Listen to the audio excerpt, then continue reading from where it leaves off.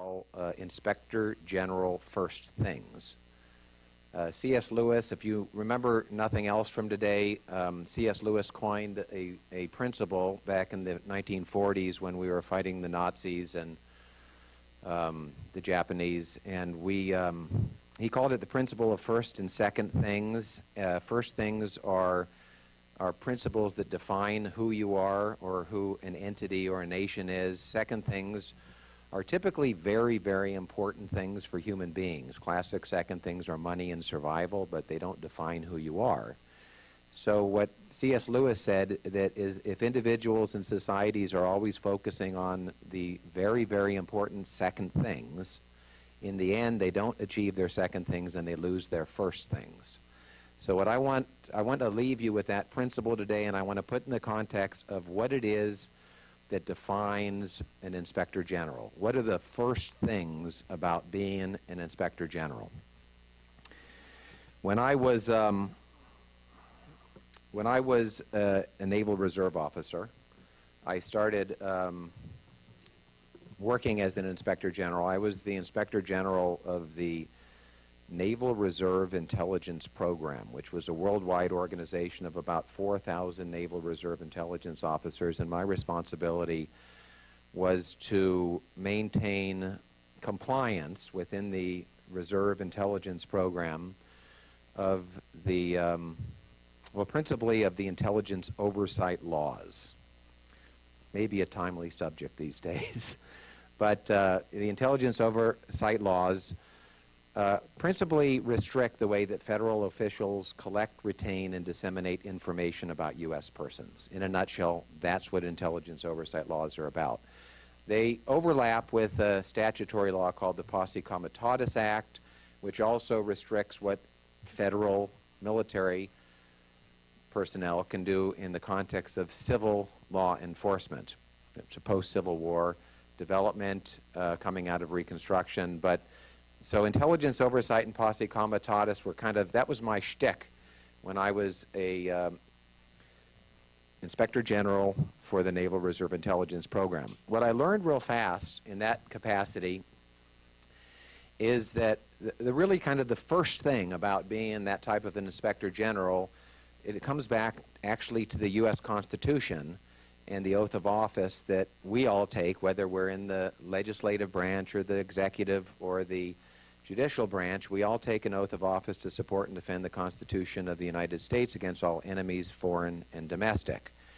Hence the subtitle of the IG Handbook, Fraud, Waste, Abuse, and Other Constitutional Enemies, Foreign and Domestic. And what I learned in my capacity as a reserve officer is that ultimately intelligence oversight and Posse Comitatus comes down to a very, very important part of what defines our identity as Americans, and that's the 10th Amendment of the United States Constitution, which is a formalization of a principle that underlies the entire U.S. Constitution, which we call federalism, but it actually has a more formal name. It's called the principle of subsidiarity, which is that government officials or government decisions should be made at the lowest level possible where they are felt most. And so unless you really understand that first thing, it's really hard to train people to comply with an intelligence oversight system of laws that only applies to the federal government, because of the nature of the federal government being a government of limited powers. And this even takes us back to the parliamentary system in England, where our forefathers were schooled, where under that system, unlike our system, the Parliament of England has every police power that is not forbidden it.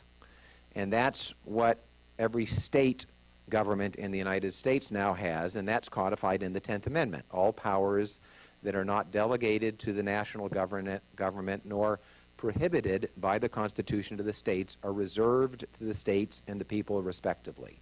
That's the 10th Amendment. So when you think about all these recent events involving the mega data scandal and all of these IG issues, you got to keep that in the prism of first things. Our Constitution establishes the national government as a limited government, particularly in police power issues. And collecting, retaining, and disseminating information about U.S. persons is, frankly, all about police powers. Okay? So that's one of the first things. The other first thing that it is a very, very fundamental thing that you need to understand about inspectors general is that inspectors general are by design independent. Okay? Independence is one of those first things that defines what an inspector general is. The Army teaches at their IG school that an inspector general, by tradition, serves as an independent extension of the eyes, ears, voice, and conscience of the commander. Important that it's independent because the commander is ultimately the one who's responsible for the good order and discipline within a military unit, just like the agency head or cabinet member is ultimately responsible for everything that goes on within that agency or department. For instance, let's just bring it down to current events. All the stuff that you're reading about in the papers these days about the bad things that are happening or had happened within the Department of State. All of these bad things that need to be investigated, inspected, or audited, these things are all the responsibility of the Secretary of State. The Secretary of State, by act of Congress, has an, quote, independent and objective unit, close quote, this is from the Inspector General Act of 1978, that establishes the Office of Inspector General within the Department of State. In addition to just setting up this Inspector General office within the Department of State, Congress found it necessary to put in a number of checks and balances to make sure that, in fact, that Inspector General is an independent and objective Inspector General. A number of those requirements are spelled out in the Inspector General Act. A number of them actually go back to our Constitution, and I'll mention these because the Constitution is almost always talking about first things. And one of the requirements in the Inspector General Act, which ties to the Constitution, is only the President of the United States can nominate an Inspector General. Only the Senate can confirm an Inspector General, and only the President, after Senate confirmation, can then appoint the Inspector General to serve as that independent and objective watchdog within the agency. If you've read my Wall Street Journal article or my National Review article, or you've checked the Project on Government Oversight IG Vacancy Tracker program recently, you will understand that there are currently 7 vacancies in the federal government, 7 IG offices that do not have inspectors general. 6 of those are Senate-confirmed Inspector General offices, and about half of the 73 federal inspectors generals are by statute required to be Senate confirmed. The other half are in relatively small organizations, and they are appointed by their agency head, but they're also required to be independent and objective and to follow those kind of first things about what it really means to be an Inspector General. So the actual vacancies now in the federal government are, first of all, the State Department, which has been vacant for over 5 years, the entire tenure of Hillary Clinton. She's never had a Senate-confirmed Inspector General. The next one is Labor, and then Interior, then Homeland Security, then SEC, and then DOD. All 6 of those Senate-confirmed IG positions, by statute and by the Constitution, are required to have an Inspector General that's nominated by the President, confirmed by the Senate, and then appointed by the President to serve as that independent and objective watchdog to help both the agency head and Congress in their respective functions. As I said earlier, it is the agency head who is ultimately responsible for all these bad things, and the Inspector General is only a tool available to the agency head and to Congress to essentially oversee the operations of those federal agencies. So what I wrote about recently is, and I think this is important to drive home, and then I think I'm going to probably stop pretty soon and take some questions, if that's the way you want to do it, Frank. But I do want to get to not only a description of the problem, but I'm going to announce, at least today, at least one proactive, constructive suggestion that I have for the Congress to deal with this scandalous situation where the President of the United States, notwithstanding all of his talk about transparency, and this is not a partisan issue, it is just a fact that this current president came in talking all about transparency and accountability, and even just 2 days ago, the State Department announced the following, and this was reported in the New York Post on Tuesday. State Department spokesman Jen Psaki said that the agency was conducting internal investigations of all the cases that have come to light and wouldn't ignore serious charges against top officials. And she went on further, and this was publicly reported, but this is an official State Department spokesman, not a spokesman for the State Department Office of Inspector General, by the way. But this State Department spokesman said, quote, "We take allegations of misconduct seriously and we investigate thoroughly." Quote, "The notion that we would not vigorously pursue criminal misconduct in any case is preposterous." Quote, "And we've put individuals behind bars for criminal behavior." Quote, "Ambassadors would be no exception." So my question for the Secretary of State and for the President is, who's investigating Ambassador Susan Rice for appearing on TV after September 11th, 2012, and announcing to the American people and to the world that the terrorist attack was caused by a web-based, B-rated video? And then I'm going to quote the legal standard that blatant, false representation appears to have violated. And this is from Title 18 of the United States Code, Section 1038, the title of which criminal prohibition is, quote, "false information and hoaxes," close quote. This prohibits engaging in conduct with intent to convey false or misleading information under circumstances where such information may reasonably be believed, close quote. So who's going to investigate Ambassador Susan Rice for that apparent violation of a federal criminal law?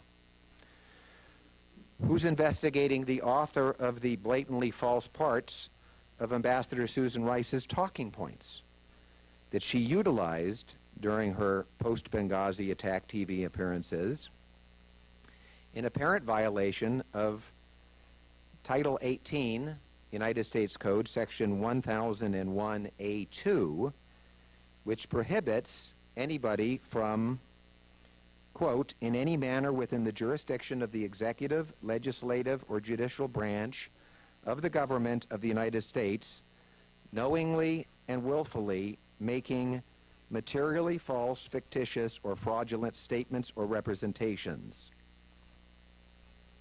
Number 3, who's going to investigate Ambassador Susan Rice and anyone else who utilized her talking points, including the President of the United States in a speech to the United Nations a couple weeks after the Benghazi attack, for violating Section 1001A3 of Title 18 United States Code, which makes it a crime, quote, "in any matter within the jurisdiction of the executive, legislative, or judicial branch of the government of the United States, knowingly and willfully to use any false writing or document, knowing the same to contain any materially false, fictitious, or fraudulent statement or entry," close quote.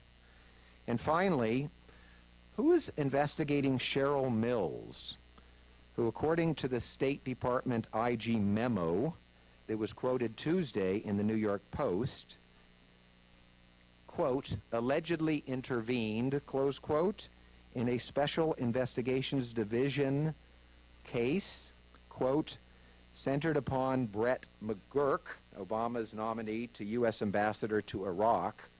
This is continuing a quote from the memo. The SID, quote, never interviewed McGurk, allegedly because Cheryl Mills from the Secretary's office interceded, close quote. Without that interview, this is a quote from a IG office memo, repeated in the New York Post, quote, without that interview, SID, that is the Special Investigations Division at State Department, has been unable to close the case, close quote. And that memo concludes, quote, I'm sorry, that's the end of what the memo had concludes. But I'm saying there is a section of Title 18 United States Code, Section 1505, which makes it a crime, quote, corruptly or by threats or force, by any threatening letter or communication to influence, obstruct, or impede, or endeavor to influence, obstruct, or impede the due and proper administration of the law under which any pending proceeding is being had before any department or agency of the United States, close quote. Those are obviously rhetorical questions because there is nobody. Eric Holder's not going to investigate these apparent criminal violations by ambassador-level officials in the United States State Department, and certainly the retired ambassador who currently can't even call himself the acting Inspector General of the State Department isn't going to investigate these allegations.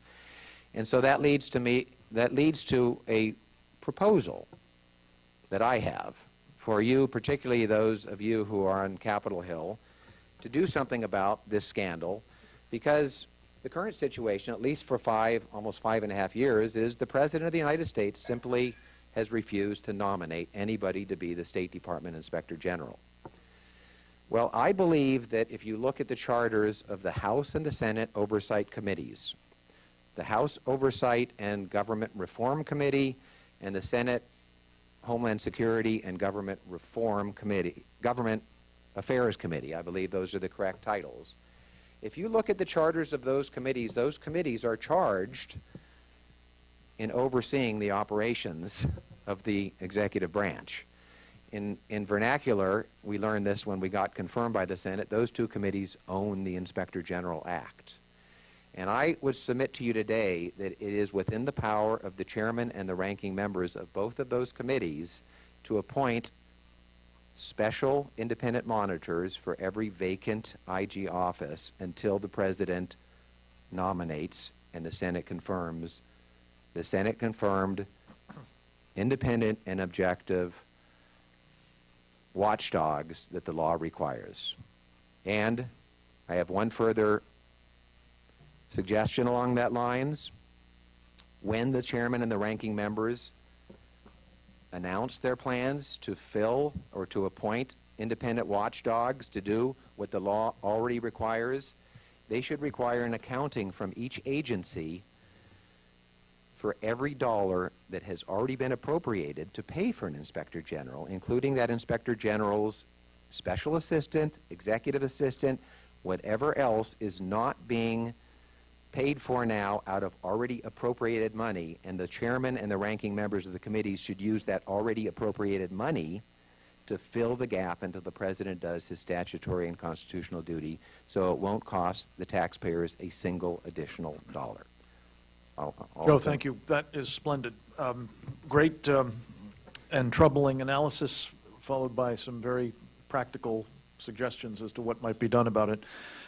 Could I just add that one of the things that you sort of alluded to, but that needs to be made very explicit here, is this is presumably something on which there should be the broadest of bipartisan consensus, since the left... There's nothing partisan about. There's nothing... The left, as I recall, was most insistent upon having these inspectors general in many of these agencies. So I would think that despite the fact that this oversight has seemingly been less than comprehensive for the past 5 years, that particularly in the State Department, that this is something that the left and the right could come together to remedy. Not only is it bipartisan, or not only should it be something that both sides of the aisle enthusiastically embrace, but in my judgment, it's not an option, because the U.S. Constitution, Article 1, Section 9 says, quote, "A regular statement and account of the receipts and expenditures of all public money shall be published from time to time," close quote. And it doesn't say the executive branch has to do that. It doesn't say the legislative branch has to do it. It doesn't even say the judicial branch has to do it. It's a general constitutional duty of public accountability and transparency that is being flagrantly flouted right now, and Congress has the power to do something about that. Yes, sir. Mike, down here. Is it proper to call you General? Yes. It is. It is. Well, before I answer that, I understand that my actually they weren't prepared, but I understand that my presented comments were supposed to be videotaped, and I understand that the rules are that after that we go to a totally off-the-record session. We can do it as you wish. What we have typically done. Whatever you guys want to do, I'm willing to play by your rules. Our preference is to have the questions be off the record, so that particularly if congressional staffers wish to ask them, there's no danger of them being. Question, General. Are you the only non-Marine graduate of the Naval Academy to be properly addressed as General? Okay. Maybe not. Maybe there are some Air Force people around. I don't know. No, I think maybe. I have a different reaction than maybe you expected from your remarks. I didn't know about these laws. I'm a little shocked. I generally feel that we maybe have too many laws. Would it be true that someone giving a cover story, supposing it were a more benign operation than the Benghazi evasions that have occurred, that a cabinet-level official giving a cover story about something could also be found to be in violation of these laws that are talking about hoaxes and so on? Do you understand what I'm saying? I'm saying, okay, well, if it was in this case, the premise would be that it was false, a false knowingly cover false story. Yeah. story given by, for example, Right. the Secretary of Defense about an event that occurred in Lebanon or something, where American troops were there and you didn't want to tell the right story. Would that also be a violation of these laws? Arguably. I mean, you have to look, obviously, these are criminal statutes. There are rules against, vagary in criminal statutes. There are a number of protections so that American citizens are not inadvertently doing things they think are legal, and then they find out, well, in fact, they're not only illegal, but there's criminal penalties. I mean, those are the typical type of laws that the due process clause, the ex post facto clause, and the rules against vague criminal laws are intended to protect us against abuses by our government. And so I would have to look at the specific facts you're talking about and sort of to make a better, more intelligent response. But in theory, if a public official were to come up with a, by definition, false story is what a cover story is, and use that in a way that perpetuates a hoax, that would theoretically be a violation of the statute that I was reading from. Is there an alternative way to do something legally along those lines? Well, when I served in uniform, when we were asked a question that we could not answer, we always had a standard answer. It was, I can neither confirm nor deny, and that was the end of the matter. Right. Let me just say, I think that it obviously would fall to agencies of the government to engage in any prosecution, and to the extent that this kind of activity is authorized, I doubt that that would be pursued. I think we're going to have hold to on, I have a very important answer to follow on from what you just said, Frank. There is a very, very important first thing you have to understand about an inspector general. An inspector general is not a prosecutor. The mission of an inspector general is fundamentally to shed light on facts. It doesn't matter if it can be prosecuted, Right. and it doesn't matter if the facts are classified, because every inspector general has a clearance. So if there are facts associated with classified information, the Inspector General does not ask himself, well, will a prosecutor ever have to prosecute? I had to deal with this when I was investigating and inspecting human trafficking in Bosnia. And the Army lawyers had told the CID, don't investigate because we can't prosecute. Well, that was the wrong answer. And Congress passed a law called the Military Extraterritorial Jurisdiction Act because of that. And they asked me to investigate regardless of whether we could prosecute. And I did investigate, and I substantiated, and then I turned over the results of my investigation about blatant human trafficking by U.S. Department of Defense contractors and State Department contractors, by the way. I turned over the factual results of my investigation in that case to the contracting officers in the Department of State and the Department of Defense for those contractors that had violated rules against human trafficking, slavery. Even though we couldn't prosecute the stuff that was happening in Bosnia for, nuances that didn't really matter to me, because my only issue was what happened. That's a very important first thing to understand about an Inspector General. It doesn't matter if you can't prosecute. An Inspector General can still find facts.